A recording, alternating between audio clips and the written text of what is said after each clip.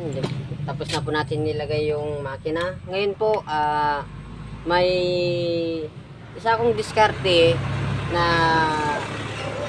ibabahagi ko po sa inyo. Pero ito pong diskarte ko to ay approve na po to. Ito po yung ginawa ko. Matagal na rin po, nagtaon na. Wala namang nagdadamage sa aking pinapalit ng motor o aking ginagawa sa discarding ito. Hindi ko po rin sinasabi na gayahin nyo rin po. Kung gusto nyo lang po, pwede nyo rin gayahin. Pero itong sinasabihin ko po ninyo ay ito po ay napaka safety po, napaka good na to. Ngayon po, ang diskarte ko po nito, kasi kapag minsan nasisira talaga yung motor dahil sa minsan overload, minsan pag na-overload, napupunit yung rubber. Ngayon po, pag napupunit yung rubber, yung tubig direct po sa makina, kaya nasusunog agad po yung makina. Ngayon po, ang diskarte ko po doon, kapag kapag yung may-ari, pag sinabi mo na ito na lang diskarte pero wala na sang preno. Yung pag binuksan mo yung pintuan, wala na sang preno. Pero, mag-i-stop pa rin yun kasi may pin yung sa takip. Pag binuksan mo, yung pin niya aangat. Pero hindi pa siya basta-basta hinto kasi yung sa preno wala na. Ngayon po, pag gusto niya nang mawala yung preno pero hihinto pa rin, ito na po yung gagawin ko. Tatanggalin na po natin to at ito po ang ating ilalagay. Ito po yung sa pintura. Kahit anong ilagay nyo yung takip, ito po yung inilalagay ko. Ito po.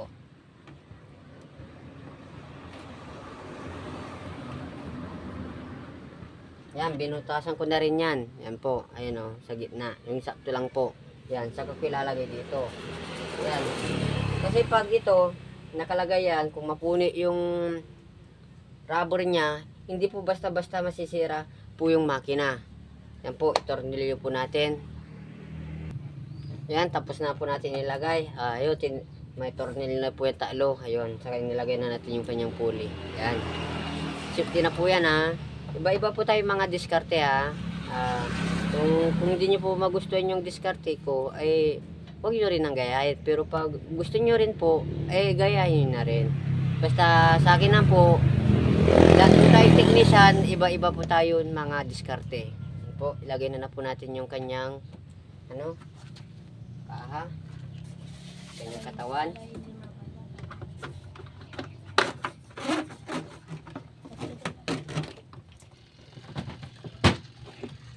Yan.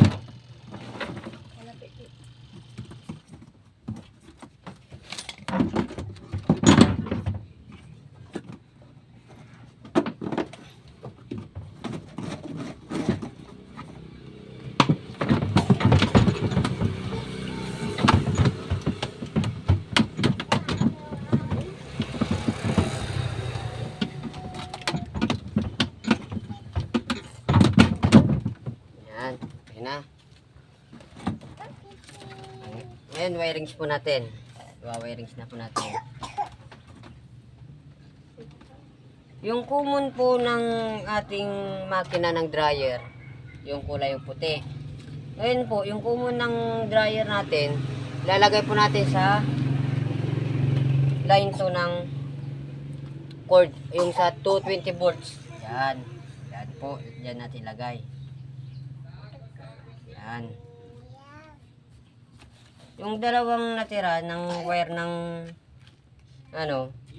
dryer, yung motor sa capacitor yon. Yan, lagay natin yung capacitor. Yan. Mga silver dollar relo, madam. Mga basag na cellphone. Yan po. Ngayon, ito yung timer. Yung isang line ng timer, idaan po natin sa line 1 ng port, yung sa AC. Yan po. Yan. Yan. Yung sa line ng isang timer na isa, lagay po yan natin sa isang capacitor. Yun sa line niya ng motor din, ng kanyang rewind. Yung pakaliwa po, yung pakaliwang reverse niya, dito natin lagay. Yan po. Yan, dito po. Kaliwa. Yan po. Yan. Wag muna nating wag muna nating itipan, pandarin po natin. Yan. Timer po natin. Oh, lang pala. Nakalimutan ko palang nilagay yung tornilyo. Yan. Lagay pala natin yung tornilyo. Sorry, nakalimutan ko.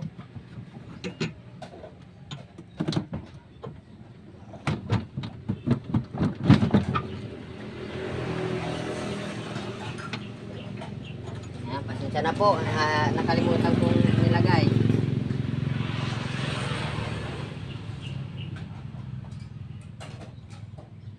Yan.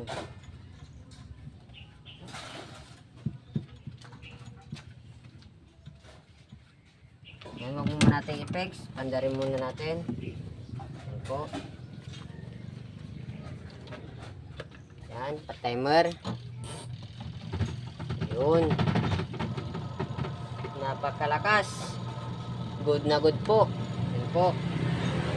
Yan, kapag tinas po natin yung takik, hihinto yan. Pero, hindi po siya agad-agad hihinto kasi wala na po yung preno. Pero hihinto rin po yan kasi may pin pa rin po yan. May pin sa loob dun sa kanyang takik. Yan po. Tornilyo na natin sa katipan. Yan po. Ikat ko muna po kasi storage na po yung ating cellphone. Mali lang po yung MB niya. Di bali kasi titipan ko lang po ito sa katornilyo. Yan, tapos na natin yung tornilyo. Yan. Ayan o. Kikita nyo, ang ganda. Ang ganda ng pagkagagawa. Ayan.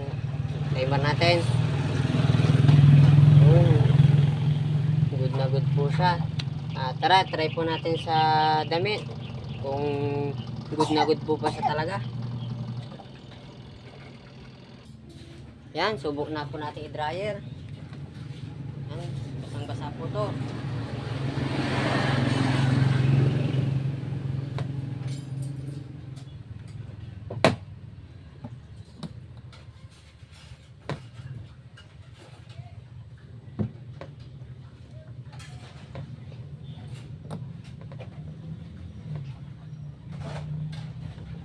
Yan.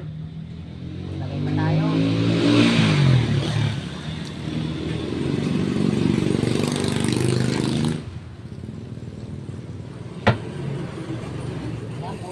Tubig para make sure na basang-basa siya. Yan.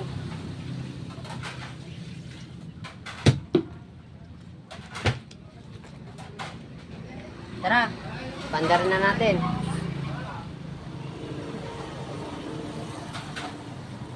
Yun, napakabilis talaga. Good na good po siya. Yan. Kung sana po kung nagustuhan niyo po yung aking video, huwag po natin kalimutan mag-share, mag-like, and paki-follow na lang po. Para sa ganun po, sa susunod na po nating upload na video ay lagi po kayong updated. Sana po ay huwag po kayong magsawang suportan po ko at manood sa aking bawat upload na video. Maraming salamat po sa inyong lahat. Kung may gusto po kayong katanungan, pwede rin po kayong mag-comment at ang yung katanungan ay akin naman pong sasagutin na buong puso po. Maraming salamat po sa ulitin. Po, hintayin lang po natin na kuminto po yung ating dryer. Paikutin pa natin ng konti. Hintay mo. Saka pagkatapos na, okay na po yan. Yan. Ang ganda po ng kanyang ikot hanggang sa loob. Yan po. Mapapansin nyo. Normal po yan.